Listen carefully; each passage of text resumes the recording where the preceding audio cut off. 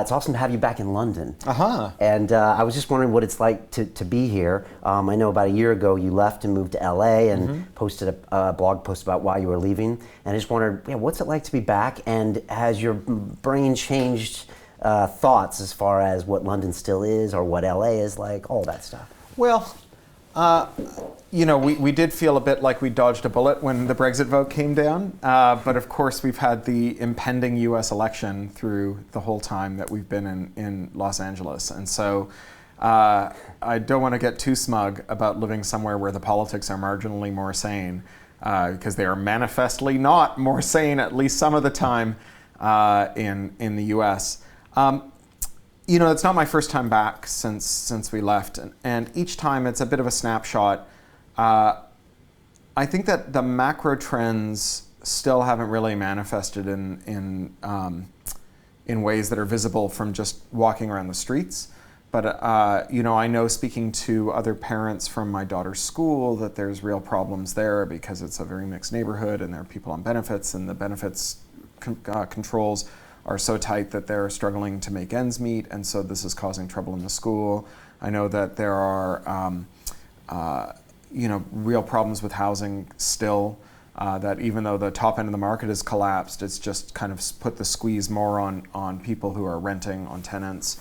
The thing is that when you sort of commit your national wealth to being generated entirely through real estate in the Southeast, then you have to figure out how to maximize the return on property.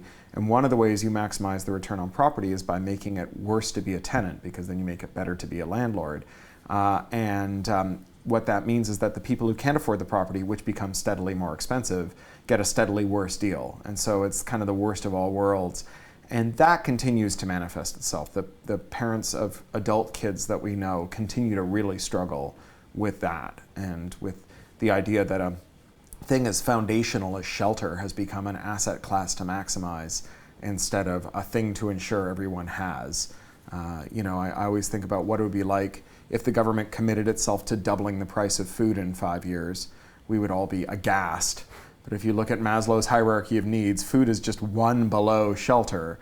And we do have successive governments who are very committed to doubling the price of housing every 5 years. And the fact that we can't see that it's a problem is one of the great British insanities that continues to grip this country and continues to be part of the dialogue about the post-Brexit Britain when we think about what is going to happen to this country. And London's the extreme of that, right? Yeah, absolutely. But it's not, I know people who are struggling in Edinburgh too. It's not just London. I mean, every city to a certain extent has been gripped by this. In part, there's a lot of offshore wealth that's been flooded into the market because we have this curious thing where we have a highly liquid property market. And property markets have historically been extremely illiquid. That's what you buy your house with the intention of selling it once. But there are people who buy luxury flats with the intention that they can sell it on 5 days' notice if they need to get the hell out of South China or Tajikistan or whatever and take the money and run. And they're able to do that because there's someone else from some other quasi-failed state who also wants to get their money the hell out of their national border before the kleptocrat's grandnephew takes over the national bank and nationalizes their assets. And so that means that everywhere that there is property, there are people lining up to push the value of property up. And it's funny, the only place that I've seen that's a big livable city where the property prices fell was Vancouver, and it fell after they imposed a very modest transaction tax that came with it a disclosure requirement to disclose the beneficial owner of property, because it turns out that almost all of those people speculating on property were breaking their own country's laws in doing so, and that as soon as you made them disclose their true identity, the market collapsed. Yeah, the New York Times found this with a lot of those skyscrapers in Manhattan as well.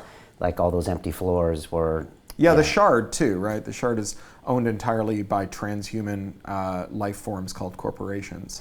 I don't think that there's a lot of people there. Is London and Manhattan, are we becoming like these emerald cities where no real people live there? Are they like museums? Are we going to turn into like Venice, where you go to Venice and it's this museum that no one lives in and at night no one's there?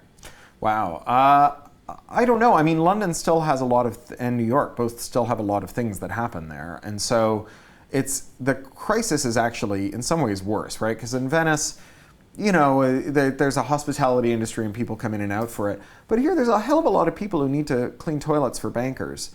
And the more expensive London becomes, the worse their lives get, you know, the longer their commute has to get.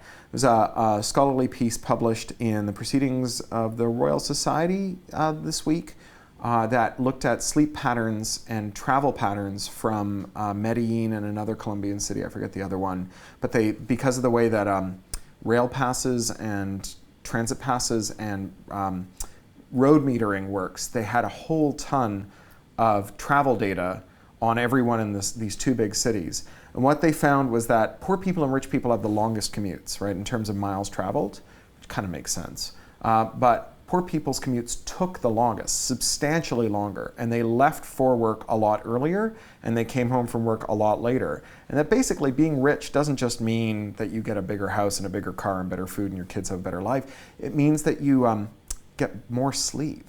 Right? Like, and all of those things associated with sleep deprivation, you know, depression, weight gain, other forms of illness, cognitive impairment, and so on, are visited on people who have very long commutes. This is why when you move to LA, the first piece of advice anyone will give you if you're moving to LA is choose a place that minimizes your commute, because your quality of life there is entirely determined by the length of your commute. Mine's my garage. Continue watching this fascinating conversation for free by clicking on the link below to visit our website, learn from the best minds in the world, and connect with a community of passionate people building the best versions of themselves. Just click on the link below, and I'll see you on the inside.